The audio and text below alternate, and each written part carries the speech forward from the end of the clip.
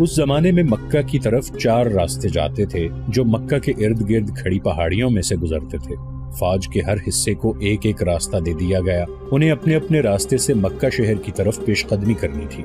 فوج کے ان حصوں میں ایک کی نفری سب سے زیادہ رکھی گئی تھی، اس کی کمان ابو عبیدہ رضی اللہ عنہ کو دی گئی تھی۔ حضور صلی اللہ علیہ وآلہ وسلم کو اس دستے کے ساتھ رہنا تھا۔ ایک حصے کی کمان علی رضی اللہ عنہ کے پاس تھی، ایک کے کماندار زبیر رضی اللہ عنہ تھے اور چوتھے حصے کی کمان خالد رضی اللہ عنہ کے پاس تھی۔ مورخین نے لکھا ہے کہ اس اسکیم میں غیر معمولی دانشکار فرما تھی۔ 4 سمتوں سے پیش قدمی کا مقصد یہ تھا کہ مکہ کے دفاعی دستوں کو 4 حصوں میں بکھیر دیا جائے۔ اگر وہ مسلمانوں کی پیش قدمی کو کسی 1 یا 2 راستوں پر روک بھی لیں تو دوسرے دستے آگے بڑھ کر شہر میں داخل ہو سکیں۔ اس کے علاوہ فوج کی اس تقسیم کا مقصد یہ بھی تھا کہ قریش اگر دفاع میں نہ لڑیں تو وہ کسی راستے سے بھاگ بھی نہ سکیں۔ رسول اکرم صلی اللہ علیہ وآلہ وسلم نے اس اسکیم کے علاوہ جو احکام دیے تھے وہ یہ تھے: قریش دفاع میں نہ لڑیں تو ان پر ہاتھ نہ اٹھایا جائے، امن کا جواب پرامن طریقے سے دیا جائے، اگر کہیں جھڑپ ہو جائے تو زخمیوں کو قتل نہ کیا جائے بلکہ ان کی مرہم پٹی اور دیکھ بھال کی جائے، لڑنے والوں میں جو پکڑا جائے اس پر تشدد نہ کیا جائے، نہ اسے قتل کیا جائے اور اسے جنگی قیدی بھی نہ سمجھا جائے، اور ان میں سے کوئی بھاگ نکلے تو اسے بھاگ جانے دیا جائے۔ اسلامی لشکر کے 4 حصوں کو پیش قدمی کا حکم دے دیا گیا تھا۔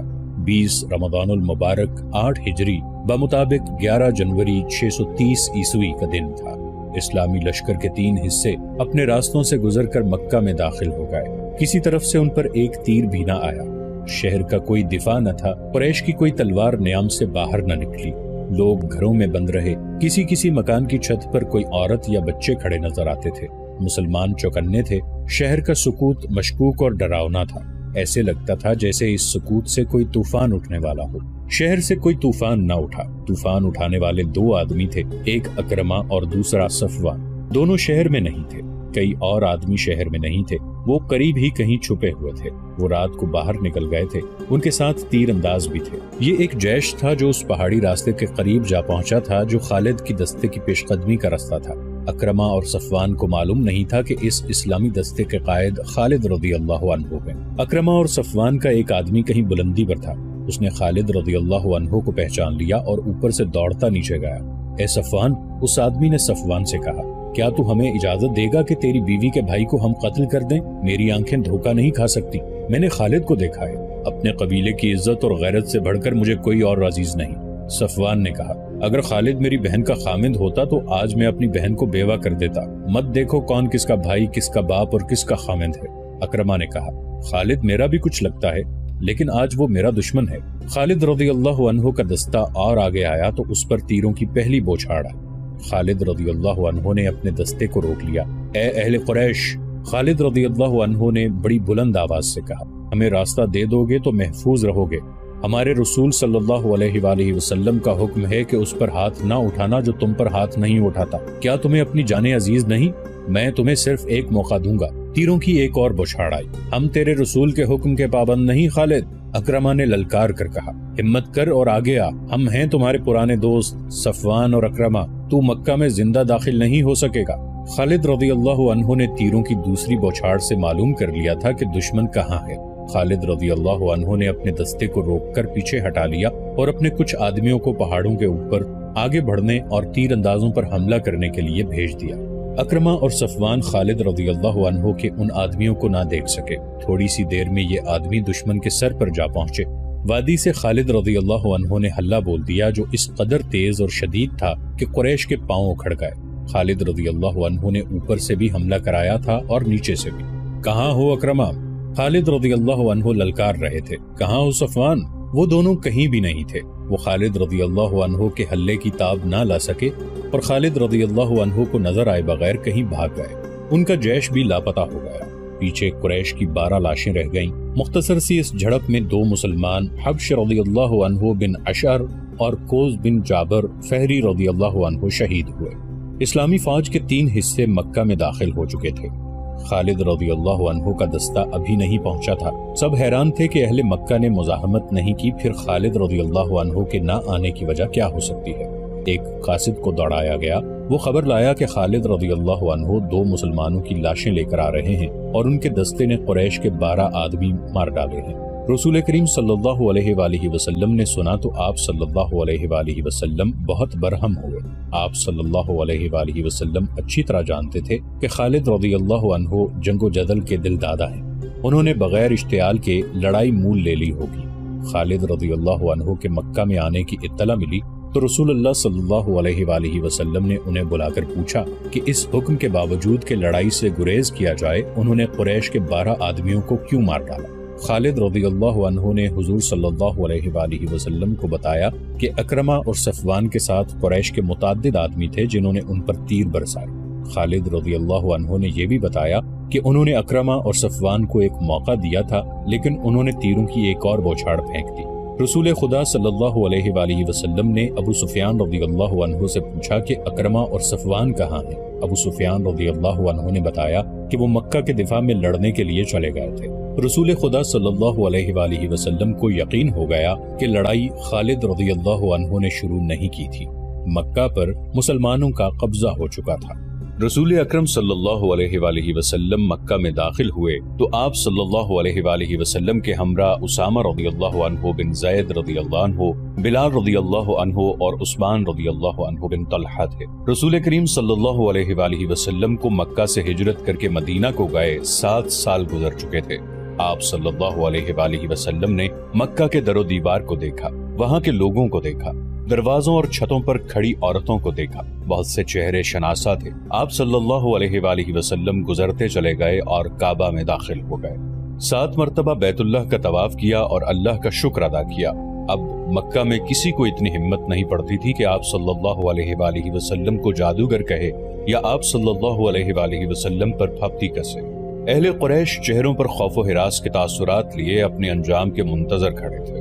عربوں کے ہاں اپنی بے عزتی اور قتل کے انتقام کا رواج بڑا بھیانک تھا۔ رسول اللہ صلی اللہ علیہ وآلہ وسلم نے حکم دے دیا تھا کہ جو امن قائم رکھیں گے ان کے ساتھ پرامن سلوک کیا جائے گا۔ اس کے باوجود قریش ڈرے سہمے ہوئے تھے۔ اہل قریش حضور صلی اللہ علیہ وآلہ وسلم نے لوگوں کے سامنے رک کر پوچھا، خود بتاؤ تمہارے ساتھ کیا سلوک ہو؟ لوگوں کی آوازیں بلند ہوئیں، وہ خیر اور بخشش کے طلبگار تھے۔ اپنے گھروں کو جاؤ، حضور صلی اللہ علیہ وآلہ وسلم نے کہا، ہم نے تمہیں بخش دیا۔ رسول اللہ صلی اللہ علیہ وآلہ وسلم کی حیات مقدسہ کی عظیم گھڑی تو وہ تھی جب آپ صلی اللہ علیہ وآلہ وسلم نے کعبے میں رکھے ہوئے بتوں کی طرف توجہ دی۔ بتوں کی تعداد 360 تھی۔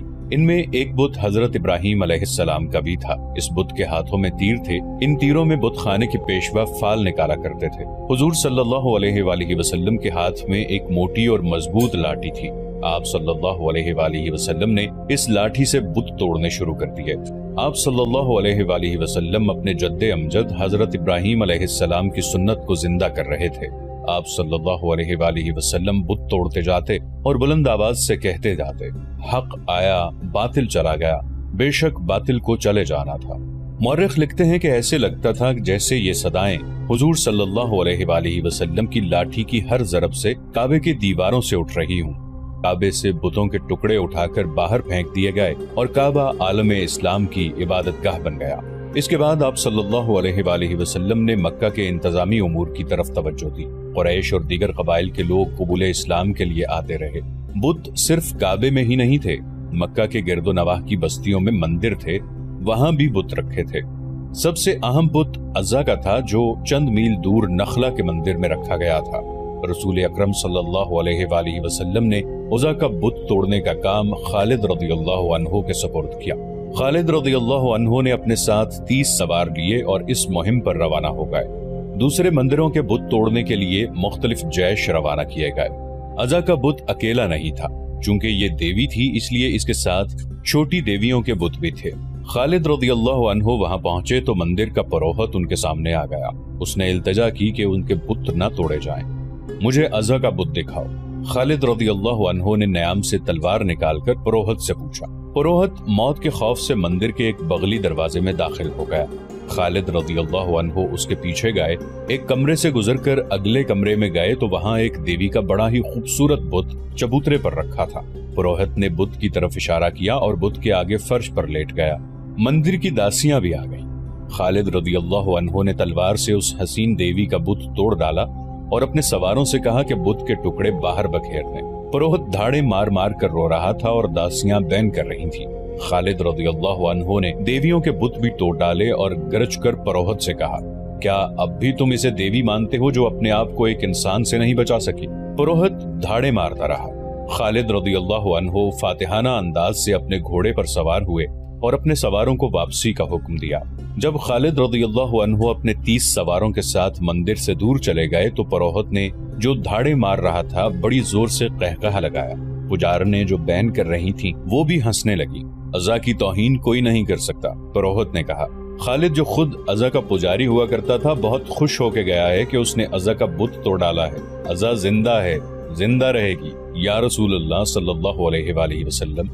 خالد رضی اللہ عنہ نے حضور صلی اللہ علیہ وآلہ وسلم کو اطلاع دی، میں عزا کا بت توڑ آیا ہوں، کہاں تھا یہ بت؟ حضور صلی اللہ علیہ وآلہ وسلم نے پوچھا۔ خالد رضی اللہ عنہ نے وہ مندر اور اس کا وہ کمرہ بتایا جہاں انہوں نے وہ بت دیکھا اور توڑا تھا۔ تم نے عزا کا بت نہیں توڑا خالد، رسول کریم صلی اللہ علیہ وآلہ وسلم نے فرمایا، واپس جاؤ اور اصلی بت توڑ کر آؤ۔ مورخ لکھتے ہیں کہ عزا کے 2 بت تھے، ایک اصلی جس کی پوجا ہوا کرتی تھی، دوسرا نقلی تھا۔ یہ غالباً مسلمانوں کو دھوکہ دینے کے لیے بنایا گیا تھا۔ خالد رضی اللہ عنہ کا خون کھولنے لگا، انہوں نے اپنے سواروں کو ساتھ لیا اور نخلا کو روانہ ہو گئے۔ مندر کے پروہت نے دور سے گھڑ سواروں کو آتے دیکھا تو اس نے مندر کے محافظوں کو بلایا۔ وہ پھر آ رہے ہیں، پروہت نے کہا، انہیں کسی نے بتا دیا ہوگا کہ اصلی بت ابھی مندر میں موجود ہے۔ کیا تم عزا کی عزت کی حفاظت کرو گے؟ اگر کرو گے تو عزا دیوی تمہیں مالا مال کر دے گی۔ کچھ سوچ کر بات کر مقدس پیشوا، ایک محافظ نے کہا۔ کیا ہم 2-3 آدمی اتنے زیادہ گھڑ سواروں کا مقابلہ کر سکتے ہیں؟ اگر عزا دیوی ہے تو یہ اپنے آپ کو ضرور بچا لے گی، ایک اور محافظ نے کہا۔ اس کے لہجے میں طنز تھی، کہنے لگا، دیوی دیوتا انسانوں کی حفاظت کیا کرتے ہیں، انسان دیوتاؤں کی حفاظت نہیں کیا کرتے، پھر عزا اپنی حفاظت خود کرے گی۔ پروہت نے کہا۔ خالد رضی اللہ عنہ کے گھوڑے قریب آ گئے تھے، محافظ مندر کی پجارنوں کو ساتھ لے کر بھاگ گئے۔ پروہت کو یقین تھا کہ اس کی دیوی اپنے آپ کو مسلمانوں سے بچا لے گی۔ اس نے ایک تلوار لی اور اسے عزا کے گلے میں ڈال دیا۔ پروہت مندر کے پچھلے دروازے سے نکلا اور بھاگ گیا۔ خالد رضی اللہ عنہ مندر میں آن پہنچے اور تمام کمروں میں عزا کا بت ڈھونڈنے لگے۔ انہیں ایک بڑا ہی خوشنما کمرہ نظر آیا۔ اس کے دروازے میں کھڑے ہو کر دیکھا، عزا کا بت سامنے چبوترے پر رکھا تھا، اس کے گلے میں تلوار لٹک رہی تھی۔ یہ بت ویسا ہی تھا جیسا خالد رضی اللہ عنہ پہلے توڑ کر گئے تھے۔ اس بت کے قدموں میں لوبان جل رہا تھا۔ کمرے کی سجاوٹ اور خوشبو سے پتہ چلتا تھا کہ یہ عبادت کا کمرہ ہے۔ خالد رضی اللہ عنہ نے دہلیز سے آگے قدم رکھا تو ایک سانولے رنگ کی ایک جوان عورت جو بالکل برہنہ تھی خالد رضی اللہ عنہ کے سامنے آ گئی۔ وہ رو رہی تھی اور فریادیں کر رہی تھی کہ بت کو نہ توڑا جائے۔ مورخ لکھتے ہیں کہ یہ عورت خالد رضی اللہ عنہ کے ارادے کو متزلزل کرنے کے لیے برہنہ ہو کے آئی تھی، اور اس کے رونے کا مقصد خالد رضی اللہ عنہ کے جذبات پر اثر ڈالنے کے سوا اور کیا ہو سکتا تھا۔ خالد رضی اللہ عنہ آگے بڑھے تو اس عورت نے بازو پھیلا کر خالد رضی اللہ عنہ کا راستہ روک لیا۔ خالد رضی اللہ عنہ نے نیام سے تلوار نکالی اور اس عورت پر ایسا زوردار وار کیا کہ اس کا ننگا جسم 2 حصوں میں کٹ گیا۔ خالد رضی اللہ عنہ غصے سے بپھرے ہوئے بت تک گئے اور اس کے کئی ٹکڑے کر دیے۔ طاقت اور خوشحالی کی دیوی اپنے آپ کو ایک انسان سے نہ بچا سکی۔ خالد رضی اللہ عنہ مندر سے نکل کر گھوڑے پر سوار ہوئے اور ایڑ لگائی۔ ان کے سوار ان کے پیچھے جا رہے تھے۔ مکہ پہنچ کر خالد رضی اللہ عنہ رسول اکرم صلی اللہ علیہ وآلہ وسلم کے حضور پہنچے۔ یا رسول اللہ صلی اللہ علیہ وآلہ وسلم، خالد رضی اللہ عنہ نے کہا، میں عزا کا بت توڑ آیا ہوں۔ ہاں خالد، رسول اللہ صلی اللہ علیہ وآلہ وسلم نے فرمایا، اب تم نے عزا کا اصلی بت توڑا ہے، اب اس خطے میں بت پرستی نہیں ہوگی۔ قریش کا مشہور اور جوشیلا سالار اکرمہ مکہ کے راستے میں خالد رضی اللہ عنہ کے خلاف آخری معرکہ لڑ کر روپوش ہو گیا تھا۔ اس نے اور صفوان نے اپنے قبیلے کے سردار کی حکم عدولی کی تھی۔ اسے اپنا انجام بہت برا نظر آ رہا تھا۔ اسے یہ بھی معلوم تھا کہ رسول کریم صلی اللہ علیہ وآلہ وسلم بھی اس کی یہ خطا نہیں بخشیں گے کہ اس نے اسلامی فوج کے ایک دستے پر حملہ کیا اور اس دستے کے 2 آدمی شہید کر دیے تھے۔ اکرمہ کی بیوی مکہ میں تھی۔ تاریخوں میں واضح اشارہ ملتا ہے کہ رسول کریم صلی اللہ علیہ وآلہ وسلم نے فتح مکہ کے بعد قریش کی 4 عورتوں اور 6 آدمیوں کے قتل کا حکم دیا تھا۔ انہوں نے مسلمانوں کو بہت زیادہ تکلیفیں پہنچائی تھیں اور مسلمانوں کے خلاف سازشیں تیار کی تھیں۔ انہیں مرتد کہا گیا تھا۔ ان میں ہند اور اکرمہ کے نام خاص طور پر قابل ذکر ہیں۔ ابو سفیان کی بیوی ہند ہر اس انسان کے خون کی پیاسی ہو جاتی تھی جو اسلام قبول کر لیتا تھا۔ اکرمہ کی بیوی مکہ میں تھی۔ فتح مکہ کے 2-3 روز بعد ایک آدمی اکرما کے گھر آیا۔ میں تمہارے لیے اجنبی ہوں بہن، اس شخص نے اکرما کی بیوی سے کہا۔ اکرما میرا دوست ہے، میں قبیلہ بنو بکر کا آدمی ہوں۔ تمہیں معلوم ہوگا کہ اکرما اور صفوان نے مسلمانوں کا رستہ روکنے کی کوشش کی تھی، لیکن اس کے ساتھ بہت تھوڑے آدمی تھے۔ اس کا مقابلہ خالد سے تھا جو تجربہ کار جنگجو ہے، اور اس کے ساتھ آدمی بھی زیادہ تھے۔ میں جانتی ہوں، اکرما کی بیوی نے کہا۔ میں پہلے سن چکی ہوں میرے اجنبی بھائی، مجھے بتاؤ وہ کہاں ہے؟ وہ زندہ تو ہے؟ وہ مجھے بتا گیا تھا کہ یمن جا رہا ہے۔ اجنبی نے کہا، وہ کہہ گیا ہے کہ تجھے وہاں بلا لے گا۔ مجھے یہ بھی معلوم ہے کہ وہ کس کے پاس گیا ہے، تجھے یہی بتانے آیا تھا۔ وہ واپس نہیں آئے گا، اسے یہاں بھی نہیں آنا چاہیے۔ اکرما کی بیوی نے کہا، وہ آ گیا تو اسے قتل کر دیا جائے گا، تم تیار رہنا۔ اجنبی نے کہا، اس کا پیغام آئے گا تو میں تمہیں اس کے پاس پہنچا دوں گا۔ تم اس کے پاس پہنچ جاؤ گی تو وہ تمہیں اپنے ساتھ لے کر حبشہ کو چلا جائے گا۔ اجنبی اسے اپنی بستی کا اور اپنا نام بتا کر چلا گیا۔ 2 روز بعد اکرما کی بیوی بنو بکر کی بستی میں گئی اور اس آدمی سے ملی جس نے اسے اکرما کا پیغام دیا تھا۔ کیا تو اکرما کے پاس جانے کو آئی ہے؟ اکرما کے دوست نے پوچھا۔ میں اسے واپس لانے کے لیے جا رہی ہوں۔ اکرما کی بیوی نے کہا، کیا تو نہیں جانتی کہ وہ آیا تو اسے قتل کر دیا جائے گا؟ اسے قتل نہیں کیا جائے گا۔ اکرما کی بیوی نے کہا، میں نے اسلام قبول کر لیا ہے اور رسول اللہ صلی اللہ علیہ وآلہ وسلم نے میری فریاد پر میرے شوہر کو معاف کر دیا ہے۔ کیا تو نے محمد کو اللہ کا رسول مان لیا ہے؟ مان لیا ہے۔ محمد نے تمہارے ساتھ سودا کیا ہوگا۔ اکرما کے دوست نے کہا، اس نے تمہارے آگے یہ شرط رکھی ہوگی کہ تم اور اکرما اسلام قبول کر لو تو؟ نہیں۔ اکرما کی بیوی نے کہا، محمد صلی اللہ علیہ وآلہ وسلم نے جو اللہ کے بھیجے ہوئے رسول ہیں، میرے ساتھ ایسا کوئی سودا نہیں کیا، اور محمد صلی اللہ علیہ وآلہ وسلم ان میں سے نہیں جو سودا کر کے اپنی بات منوایا کرتے ہیں۔ میں وہاں اپنے شوہر کی جان بخشی کی فریاد لے کر گئی تھی۔ یہ وہی محمد صلی اللہ علیہ وآلہ وسلم ہیں جنہیں میں بڑی اچھی طرح جانتی تھی، لیکن اب میں نے آپ صلی اللہ علیہ وآلہ وسلم کو دیکھا تو میں نے دل سے کہا کہ یہ وہ محمد صلی اللہ علیہ وآلہ وسلم نہیں جو کبھی ہم میں سے تھے۔ یہ محمد صلی اللہ علیہ وآلہ وسلم جن کے پاس میں اب فریاد لے کر گئی، آپ کی آنکھوں میں مجھے کوئی ایسی چیز نظر آئی جو کسی اور انسان میں نہیں ہوتی۔ مجھے ڈر تھا کہ محمد صلی اللہ علیہ وآلہ وسلم جو اللہ کے رسول ہیں کہیں گے کہ یہ اکرما کی بیوی ہے، اسے یرغمال بنا کر رکھو تاکہ اکرما آ جائے اور اسے قتل کر دیا جائے۔ لیکن آپ صلی اللہ علیہ وآلہ وسلم نے مجھے ایک مجبور عورت جان کر عزت سے بٹھایا۔